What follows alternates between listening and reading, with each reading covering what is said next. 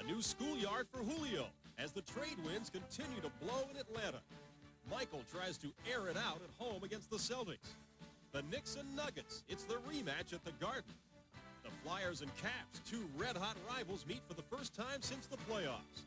Back home in Indiana, Digger and Bobby get it on. But it's bad news for one of the NFL's hottest teams. The season is over for Doug Martin of the Vikings. But SportsCenter is just beginning.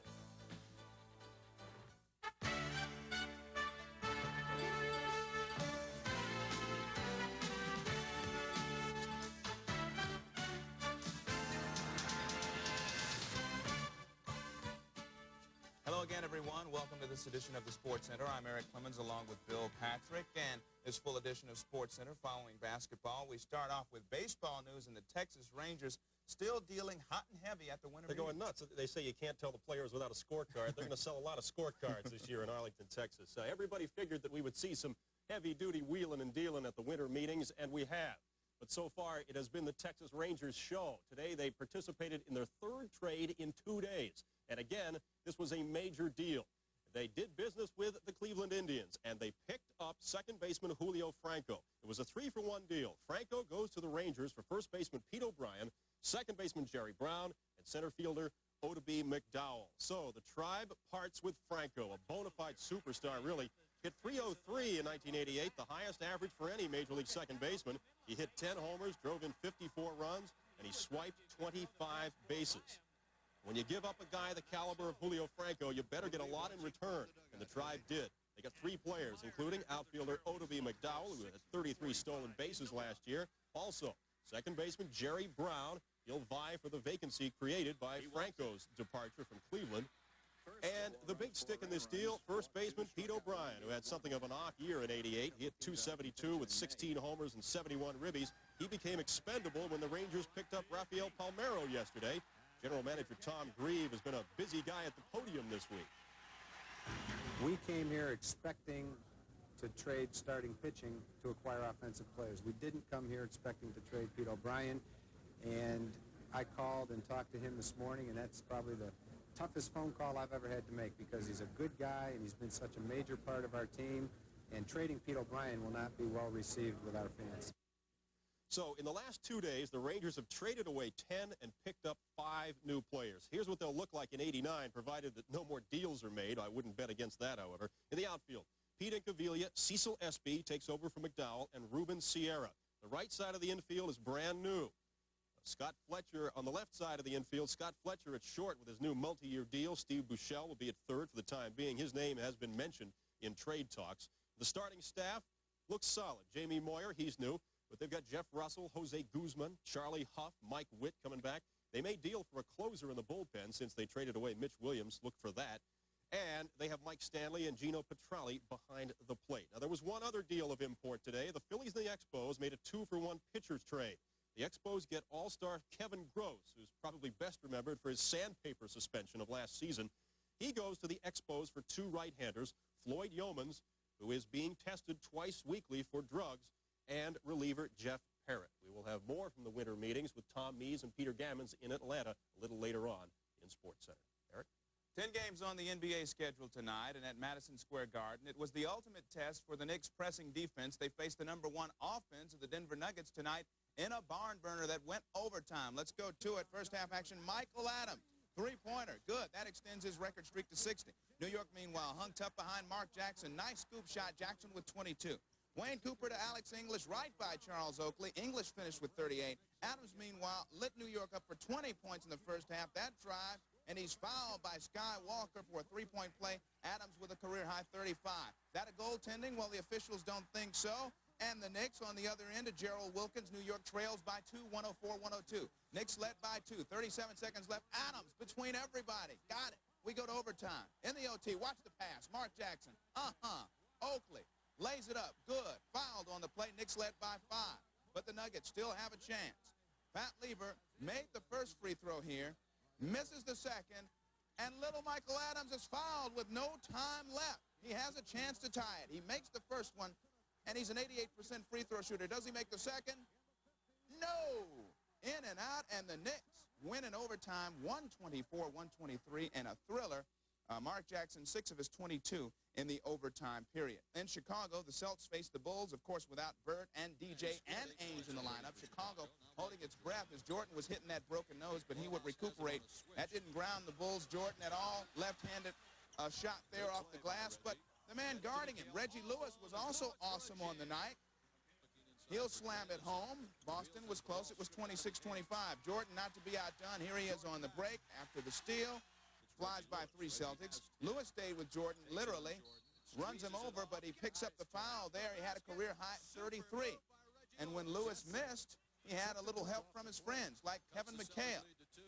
On the tip in, very easily, McHale 26 as the Celtics led by 2 after 3 quarters. But once again, the visitors no match for Air Jordan. Here he is on the break, stops, turns, pops, off the glass, it's through. Sometimes Jordan didn't even look at what he was doing. Watch this play. Yeah, I'll throw it in backwards. Yeah, 38 points for Air Jordan. Boston coach Jimmy Rogers and the Celts once again fall to Mighty Michael, 105-100. Jordan had 38, Vincent 23, McHale 26 for Boston. At the Omni, the Hawks try to continue their unbeaten string at home, and they do over the Sacramento Kings, 123-113. Dominique had 26. The Hawks now 8-0 at home. To hockey now, and for the first time since their scintillating 7-game playoff series last spring, the red-hot Flyers and the red-hot Capitals got it on. Let's go to Landover, Maryland, to the Cap Center. New boards installed for this game, but apparently not all the kinks have been worked out. Shel Samuelson and Michael Pavanka can attest to that. The solution? Simple. It's a simple game. Just saw off the end of a hockey stick. It was a big night for Mike Ridley. He had a hand in all the Washington scoring. Here he picks up the assist. Drop pass to Kelly Miller. A big blast from Miller. And a goal. Miller's 3rd of the year. It was 1-0. Ridley did the rest. Miller's shot is stopped, but Ridley shovels in the rebound, his 15th of the season. Late second period power play, Mike Ridley camped out in front, stuffs home another one. His 2nd goal of the game, 3rd for the Caps. With less than 4 minutes left to play, Ridley would complete the hat trick there, beating Mike LaForest once again. The Caps win it 4-3. And after a slow start, well, the Caps are on track once again. In their last 14 games coming into tonight, make that the last 15 games, they are now 10-4-1. And one of the reasons is that they've been outshooting their opponents. And again tonight, they did it. They outshot Philadelphia 29-24, and they are red hot once again, as is Philly. They're 3-1-1 in their last 5. Meanwhile, a wild one at the Igloo in Pittsburgh, the Blackhawks and the Penguins. This was an incredible game. Darren Pang in goal for Chicago, but not for long. Paul Coffey scores 46 seconds into the first. It was 1-0 Pittsburgh. The second Penguin shot, Mario Lemieux, score. 2-0 Pens, just a minute and a half into the game. Pang is history. In comes Jimmy Waite, who just looked super. Here comes Lemieux on the break, but there's Waite, who plucks it out of midair and makes the save. On the other side, Pittsburgh's Tommy Barrasso also looked strong. He made this save on Steve Larmer. Other than that, it was not a great night for the goalies. Everett Sanderpass off the steal. He scores. That ties the game at 3 apiece in the second. Third period, 5-5. Pittsburgh jumps out early. Lemieux to Bob Airy. Shorthanded, 6-5 Pittsburgh. The Hawks return the favor. Larmer to Dennis Savard. He scores the shorthanded goal. We're tied at 6. You won't believe how this one ended. Steve Conroy tries to knock the puck down, but it goes right through him. Dave Hannon picks it up and scores the shorthanded goal with 5 seconds left to go. Penguins win it 7-6. That is just an incredible way to win, an incredible way to lose. It's not supposed to happen that way. The Hawks' 8th straight loss. The Penguins at the moment 2 points ahead of the Rangers in first place. New York is playing in Vancouver at the moment. They got to still be going nuts about that game in Pittsburgh. That's amazing. When you're snake bit, I guess they say. Stay right here. We'll swing to college hoops up next and round out the rest of the NBA and NHL for you a bit later. And we'll also go to Atlanta, where Tom Mees will fill us in on another busy day of trades and news from baseball's winter meetings. So don't go away. SportsCenter is brought to you by new Michelob Dry. One taste and you'll drink it dry.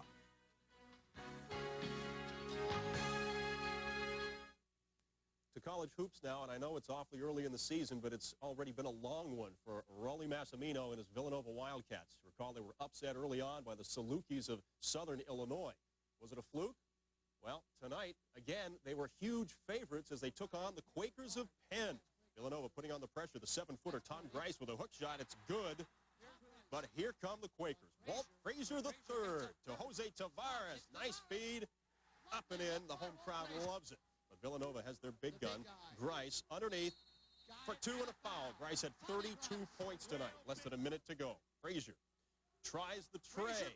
No, but the rebound goes to Tavares. Yes, Penn leads it by a point. Villanova with a prayer, but no, forget it. No time left. Penn upsets number 17 Villanova. 71-70 was your final score. Walt Frazier III had 25 points for the Quakers and looked for Villanova to fall out of the top 20 because of that. Meanwhile, in Norman, Oklahoma, the Sooners running and gunning against SMU. Mookie Blaylock was red hot. Drills the three-pointer right there. Good D by Mookie. He comes up with a steal and goes in for the layup. 55-35 Sooners by 20 at halftime. But SMU did have their moment in the sun. Lead pass here to Cato Armstrong, and yeah, give it to him. 27 points for Cato, but Mookie was Mr. Three-pointer tonight. He nails another one here. He had 30 points on the night, 7 from three-point land. That 30 points equals his career high. The Sooners move to 3-1. Elsewhere around the top 20, number 5, Iowa. No problem with Northern Iowa, 95-76. B.J. Armstrong had 18 of his 29 points in the first half. Iowa moves to 5-0. Number 15, Louisville. At home with Murray State. Cards win it by 20, make it 32 points. Cards hit a school record 11 three-pointers. They are now 2-2. Now a game that you saw here on ESPN. Number 7, Illinois at home in Champaign with Florida. They come out strong, the Illini do. Nick Anderson with 3 three-pointers and 13 points in the first half. The Gators committed 12 first-half turnovers. Ken Battle with a steal. Kendall Gill off the bench was right past Dwayne Shinsis. Gill had 11 first-half points. 13-point halftime lead would increase. Oh, my. Ken Battle on the inbounds pass just jams it home. 52-35 Illinois. Shinsis was ineffective defensively tonight. Freshman Andy Kaufman just goes right by him for the nice baseline scoop. 75-51. The Illini wind up winning it by 30. Nick Anderson winds up with 21. In South Orange, New Jersey, the 20th-ranked Pirates of Seton Hall crushing St. Peter's 90-63. John Morton had 17. Andrew Gaze, the Australian, had 14. And at South Bend, Bobby Knight and Digger Phelps. That means Indiana and Notre Dame. The Irish leaping out to the early lead here. They did it with the basics. LaFonso Ellis, offensive rebound, and he scores. The Irish build up an early 8-point lead in this game, but the Hoosiers crept back. Joe Hillman, nice drive to the bucket for 2. They pulled within a point. They trailed by 4 at halftime. Second half, Notre Dame again grabs the early momentum. Joe Frederick, the junior, goes one-on-one here with Lyndon Jones and makes the running one-hander. Frederick had 23 points on the night for the Irish. Indiana did have a goose egg from three-point land until Jay Edwards came alive with back-to-back trays. The Hoosiers to within 2, 68-66. The Irish pulled out all the stops here with a 16-5 run. Tim Singleton steals, goes all the way for 2. Notre Dame wins it 84-71. Digger Phelps moves to 4-0 on the season. Bobby Knight, what a long season it's been for him already. His Hoosiers drop to 3-4. Back to the NBA, the Detroit Pistons, with the league's best record at 13-3, visited central rival Milwaukee tonight. Chuck Daly's team is 9-2 on the road and looked to up that impressive mark at Bradley Center, but they ran into a buzzsaw. Sidney Moncrief has it stolen away here by Vinnie Johnson. He goes all the way for 2 and the foul. Johnson had 16 on the night, but it was pretty much all Milwaukee from there. Larry Krystkowiak, the bounce pass, rather, to Terry Cummings for the left-handed layup. He had 2 on that play. Jack Sigma, the long lead to Jay Humphreys. He scores, and the Bucks wound up beating the Pistons rather easily, 109-84. The Bucks have won 4 of their last 5. The Pistons' win streak stops at 3. Elsewhere, Portland over New Jersey, 97-93. They had to rally to do it. Kevin Duckworth, 6 of his 26 during an 11-4 fourth-quarter spurt. New Jersey has lost 6 straight at home. At the Summit, the Cavs look to make it 4 in a row, but Akeem Olajuwon of Houston hits a long jumper with just 1 second left to win it. He had 30. Ron Harper finished with 22 to lead Cleveland in a losing effort. Washington and Phoenix. Phoenix really in control of this one in the fourth quarter, 115-85. The Suns looking to extend their winning streak to 3. Utah and Golden State in another late one on the coast. The Warriors leading 61-54 at the half. They are 1-6 in their last 7 games. Elsewhere, Seattle down San Antonio 112-107. Dale Ellis had 28 to lead the Sonics. Alvin Robertson 28 for San Antonio. And the Lakers and Clippers in a crosstown rivalry. The Clippers leading by 1 at the half. The Lakers will make it third quarter now. The magic of television. The Lakers have won 4 straight. trade while the Clippers have lost 4 in a row, but it's a barn burner out there in L.A. Keep this up. They may not be known as the other team in L.A. That's right. For too much longer. Stay right where you are. We will talk a little more baseball and some football as well when we come back. But first, more college hoop scores from around the nation tonight. Stay with us.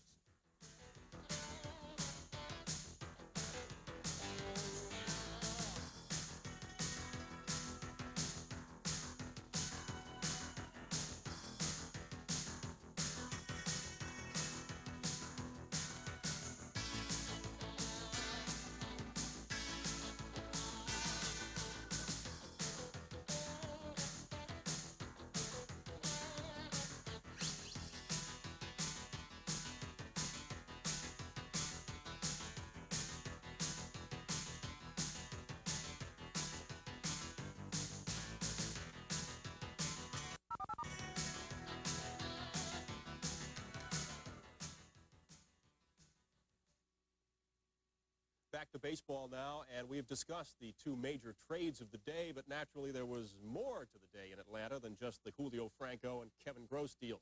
For those details, we turn to Tom Meese and Peter Gammons in Atlanta. Well, Peter, 2 major trades today. Let's begin with the one between the Indians and the Rangers. The Rangers sending Odubie McDowell, Pete O'Brien, and Jerry Brown to Cleveland for Julio Franco. Well, Tom, the Indians are trying to fill out their roster. They've got 2 or 3 great players. They've got Joe Carter, they've got Corey Snyder. They're trying to fill out the roster a little bit, get a decent player at every position. Fine, they've done that. The Rangers are a little different. 3 years ago when Bobby Valentine took over, he said, I'm going to let all these kids play for 3 years, and at the end of that time, we're going to know who can play and what we need. Well, he felt that what they needed, a couple of really good contact hitters, guys who can hit good pitching in the middle of the order. They've gotten Palmeiro, they've gotten Franco. They think they've turned that order around, and they haven't traded away any of their starting pitching. The one trade in the National League that was consummated today was between the Montreal Expos and the Philadelphia Phillies. Right-hander Kevin Gross goes from Philly to Montreal. Maybe he'll take his sandpaper with him. And meanwhile, the Expos send the Phillies 2 pitchers. Floyd Yeomans, who's had a checkered past with drug problems, and also Jeff Parrott, who had a good year last year out of the bullpen. Well, this is the classic trade. The Expos have been told, go out and win it next year by their owner. So they're trying to get it. Kevin Gross has been an all-star pitcher. He's been a head case at times, but he's got a great deal of talent. But I think for the Phillies, who know that they have no chance to win for 2 or 3 years, this is a great trade. Because Yeomans is working hard to overcome his problems. This isn't a Steve Howe. This is a guy who's got a chance to come back. He's got the best stuff of any starter in the National League. Parrott is a great setup man for Steve Bedrosian. I think it's a terrific trade for Philadelphia. Let's deal with Yeomans. Do you think that Yeomans' past problems with drugs have had anything to do with the Expos trading him at this point? Well, I think the Expos are worried a little bit. I mean, they've already got Pascal Perez and Dennis Martinez, who have had some problems, too. To have 60% of your starting staff with some questionable background is something you have to worry about. So I think it becomes a factor. Meanwhile, in Cleveland, some of the higher-ups there tell me that Julio Franco's act had worn thin after 6 years, meaning that he was a bit of a head case. Probably. Julio's probably one of those guys who really needs to get traded about every 2 or 3 years. He's been there since he came up. Good idea for him to go to Texas. Always entertaining when we have a chance to talk to the boss, George Steinbrenner. We had a chance to talk to Steinbrenner today, and he had a chance to quash all the rumors that the Yankees were shopping Dave Winfield. I would never do that to a Dave Winfield. Second, I don't think there are any hard feelings. We had a face-to-face meeting right after the All-Star game, and I told him, look, what has happened in other areas, foundation, whatever, that I may not agree with you, see, that's over here. Your ability as an athlete and as a baseball player, in my mind, is unquestioned. And so let's keep the 2 separate and let them iron themselves out however that may be, but let's not mix the 2 up. Well, that's it from the winter meetings in Atlanta. For Peter Gammons, I'm Tom Meese. Now let's go back to SportsCenter. All right, guys, thanks. Other odds and ends in baseball. If this Associated Press story is accurate, then Mike Schmidt will be back with the Phillies in '89. The AP is reporting that they have settled their differences, and they will announce Wednesday that Schmidt will sign a deal that could pay him more than $2 million next season. Now, with the acquisition of Pete O'Brien, the Indians have their full-time first baseman. So free agent Willie Upshaw has said sayonara to Cleveland. He will play in Japan for $2.5 million for 2 years. Wouldn't you? The Kansas City Royals have welcomed back Billy Buckner. He signed a 1-year free agent contract today. Buckner is back for his 18th Major League season. But the honeymoon is over, apparently, for Bob Horner and the Cardinals. They intend to release him, but then try to sign him as a free agent for pinch hitting duties. So look for Horner to probably wind up in the American League as a DH. One more bit of news out of all of that. Free agent Bruce Hurst. He has a big decision to make. I'm sure he's not getting a lot of sleep tonight. Will it be the Padres for mega bucks, the Angels for mega bucks, or the Red Sox for mega bucks? He'll announce that decision tomorrow. And that's one reason why we haven't heard from the Red Sox or the Padres. They're going to wait and find out what happens with Bruce Hurst before they make some deals. All right, coming up next, pro and college football news as the SportsCenter continues. But first of all, a bit of trivia. On this date in 1961, Ernie Davis of Syracuse became the first black ever to win a Heisman Trophy. He scored 15 touchdowns that season, but unfortunately, Davis died 2 years later of leukemia.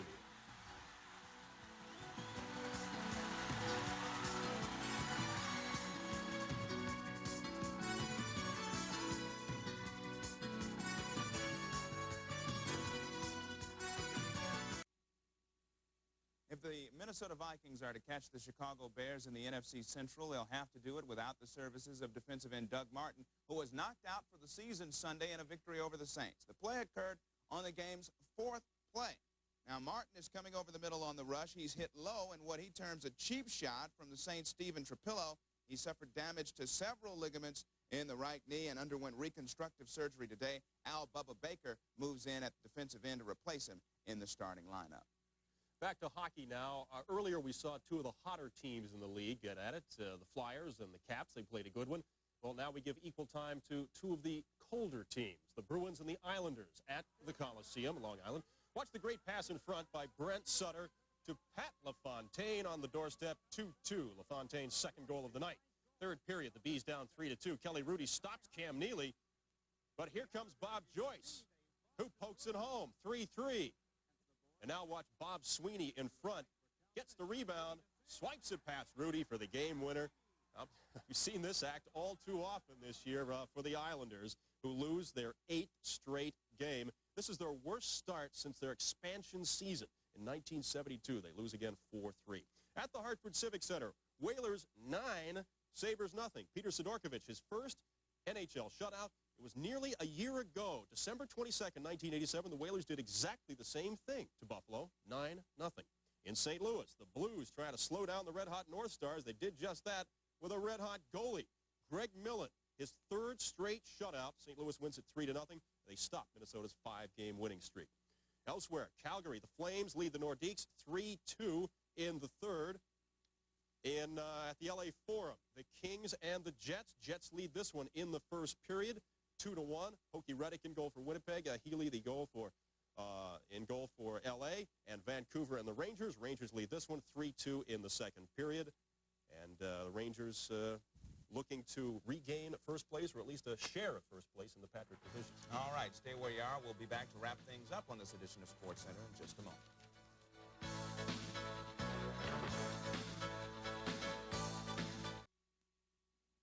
Barry Sanders, who set an NCAA record for rushing yardage and touchdowns this season and took home a Heisman, has more to be happy about.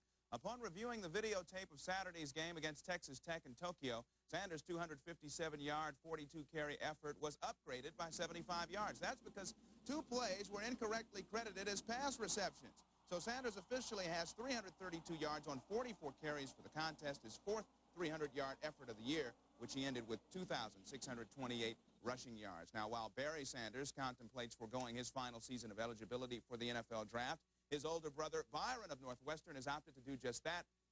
Byron was named the All-Big Ten honorable mention after rushing for 1,062 yards. He had a year remaining because of an injury in his sophomore season. Very quickly, let's update the LA NBA score. The Clippers lead the Lakers by 3 in the third quarter, 66-63. All right, that'll do it for this edition. Charlie Steiner up at 2:30 Eastern. For Bill Patrick, I'm Eric Clemens. So long, everybody. See you. SportsCenter is brought to you by new Michelob Dry. One taste and you'll drink it dry.